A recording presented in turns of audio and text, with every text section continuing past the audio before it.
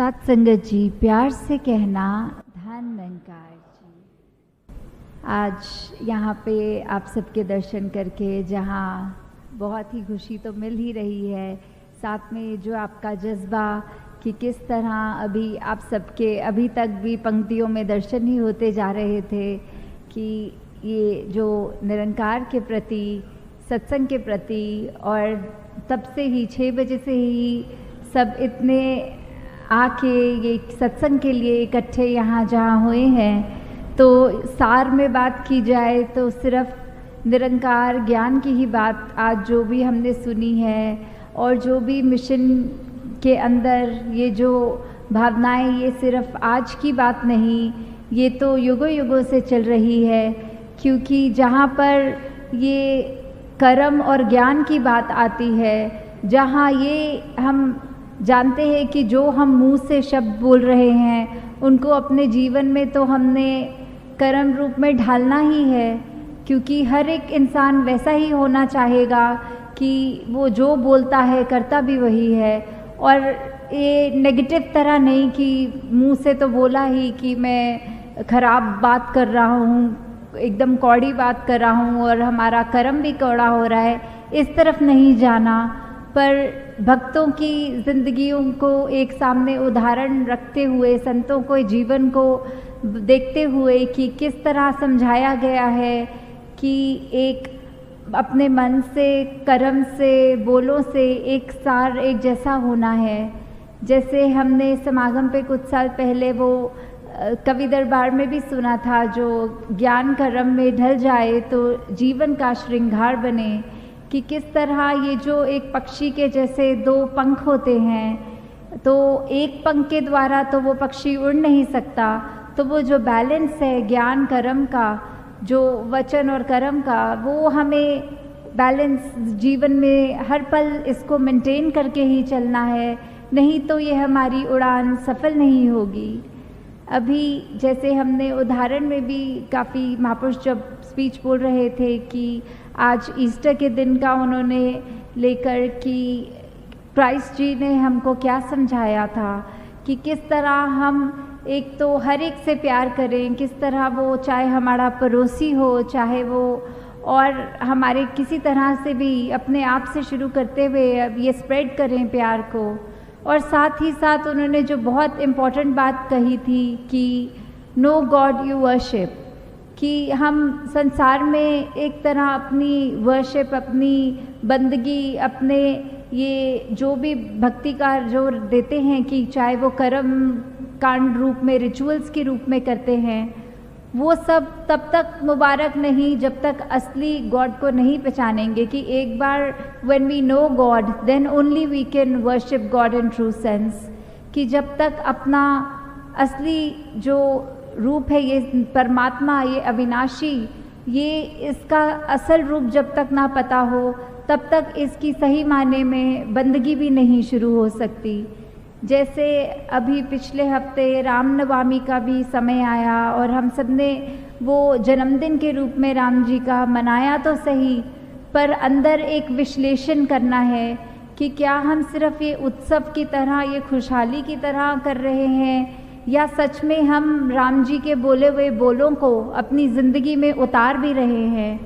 कि सिर्फ हमने अंदर क्या ये सच में राम को माना या राम की माना, इसका विश्लेषण करें कि हम एक उनको सद्गुरु रूप में एक मूर्ति में राम जी की तो पूजा कर ली, पर उनके जो वचन थे वो तो ज़िंदगी में ढाले नहीं, उल्टा रावण प्रवृत्ति में चल गए कि जिस तरह अभिमान रावण करता था वो तो हमने करना है, पर साथ में हमने भगत भी अपने आप में को बुलवाना है। तो ये तो कोई असल रूप में हम एक सार नहीं हुए। वही बात कि मन में जो चीज़ है वही कर्मों में, वही बोलों में है कि नहीं, उसका हमें इंट्रोस्पेक्शन अपना स्वयं करके देखना है। साथ ही जिस तरह राम जी के भी अगर जीवन में देखा जाए तो कितने ही उतार चढ़ाव जीवन में उनके भी आए थे, कि जहाँ एक पैलेस में, एक महल में ज़िंदगी बिताने में वो सारी लग्जरीज़ के यूज़ टू थे, तो भी मर्यादा रूप में उनको जैसे ही ये वचन मिला कि अब जंगल के लिए रवाना होना है, तो अपने शरीर का कोई कष्ट, कोई कुछ सोचे बिना वो बस एक हुक्म की पालना की उन्होंने। ऐसे ही हम अगर निरंकार का किया गया हर पल अपने जीवन में एक निरंकार का हुक्म के अनुसार जिए और ये ना कंप्लेन करें कि शरीर को ये तकलीफ़ है, या वो भी हर चीज़ तो निरंकार नहीं, शरीर ही जब हमको निरंकार का दिया है, हमने उसको अर्पण कर दिया है, तो ये तकलीफ़ें भी निरंकार ने दी हैं। तो जब ये निरंकार का ही है शरीर है, तो उसको वो आबाद करे या बर्बाद करे, वो तो निरंकार का ही है। हमें हर हाल उसमें भी शुक्राना ही रखना है कि शुक्र है जहाँ मेरे शरीर का एक अंग नहीं है, कोई दूसरे को कभी चलते देख के देखो उसके शरीर के 2 अंग नहीं होंगे। तो हर चीज़ में जहाँ वैसे शुक्राना जीवन भी देखें कि उसको तो इस तरह से फाइनेंशियली ये सुख मिले हुए हैं और हमको उससे कम है, तो अवश्य ही हमसे भी कम वाली श्रेणी के भी हैं। तो इस तरह हमने अपने जीवन में भी यही देखते चलना है कि हर पल कैसे शुक्र कर सके, कि सत्संग में आके जो भजन है उनको सिर्फ गुनगुना के और जो वक्ता बोल रहे हैं कान रस से उसका आनंद ले लिया और बात वहीं ख़त्म हो गई, या फिर हम वो सारे वचनों को अपने जीवन में उतारते हैं, अपने कर्मों में उतारते हैं, कि सिर्फ कान रस नहीं, अंदर से भी हमें उन वचनों पर सही चलना है। क्योंकि संतों ने तो चाहे कोई भी युग हो, त्रेता युग हो, सतयुग हो, द्वापर हो और आज भी कलयुग में भी, अगर हम यही कहें कि हर कोई संत एकदम कल्याणकारी वचन बोल रहे हैं, और वो सब में से वचनों में से अगर हम थोड़ा थोड़ा भी ग्रहण करें और अपने जीवन में इम्प्लीमेंट करना शुरू करें, तो अवश्य ही ये जीवन हमारा निखार तो प्राप्त करेगा ही, और साथ में ये जो दुनिया है इसको हम अपने आप को जब संवार लेंगे तो ये धरा भी निश्चय ही संवर जाएगी। कि हमने अपने अंदर ये जो गुण लाने हैं, ये जो ह्यूमन वैल्यूज़ लानी हैं, उससे हम अपनी जहाँ अच्छी बातें बोलेंगे अपने मुख को भी शीतल करेंगे, आगे वो बोल के दूसरों के कानों को भी अच्छा लगेगा, हमारा जीवन देख के दूसरा भी उससे प्रेरणा ग्रहण कर सकेगा कि किस तरह हम ऐसे जीवन में ही ऐसे संसार जो एक परमात्मा ने इतना खूबसूरत बनाया और वो मनुष्यों की ऐसी कई बार हरकतों की वजह से वो धरा अब इतनी सुंदर नहीं रही, तो हम किस तरह अपना कंट्रीब्यूशन वो धरा को और महकाने में कर सकते हैं, ना कि और गंध फैलाने में। और साथ ही साथ जहाँ फिर अगर राम जी की बात पे जाओ तो जहाँ शबरी को उन्होंने नवता भक्ति के बारे में समझाते हुए ये बहुत अहम बात की थी कि किस तरह अपनी भक्ति रूप में प्रथम भक्ति संतन कर संगा, कि जब संतों का संग होता है असली मायने में भक्ति तब शुरू होती है। तो आज आप संत जब आए हैं यहाँ आपने आज के दिन में और कुछ इस समय जो किया जा सकता था उसको अपना एक बैक स्टेप रख के प्राथमिकता इस सत्संग को दी, तो ये पहला कदम जो सही लिया उसमें भक्ति करते हुए हमने ये जो संतों के संग से जो हम शिक्षा लेते हैं वो हमारे को it will go a long way with us when we imbibe whatever nice qualities और nice things that we learn from the sangat, कि किस तरह हमने वो भक्ति सही मायने में ज्ञान जब एक बार ले लिया उसके बाद ही शुरू होती है। क्योंकि ये जो अविनाशी रूप है ये हम सबका एक निरंकार परमात्मा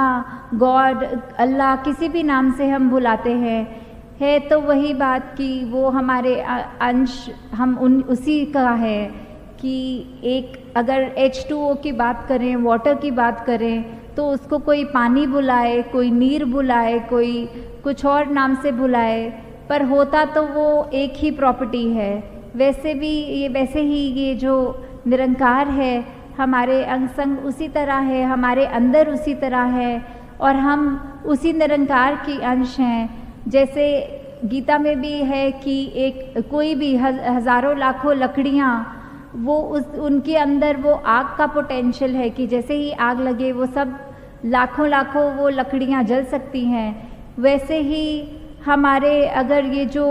बात की जाती है कि जैसे स्क्रिप्चर्स में लिखा हुआ है कि अगर हमारे ये लाखों जन्म के बंधन इस ज्ञान रूपी चिंगारी से अगर बर्न हो जाए तो फिर हमारा एक ये न्यूट्रल, अभी जो वर्तमान की बात है कि पुराने कर्म तो सब ये ब्रह्म ज्ञान सबको उनको एक बराबर करता है, और आज से जो स्टार्ट अभी का स्टार्ट होता है, वर्तमान में ज्ञान प्राप्त करके ही सही रूप में संगत की हम ओट लेके अपनी भक्ति को शुरू कर सकते हैं।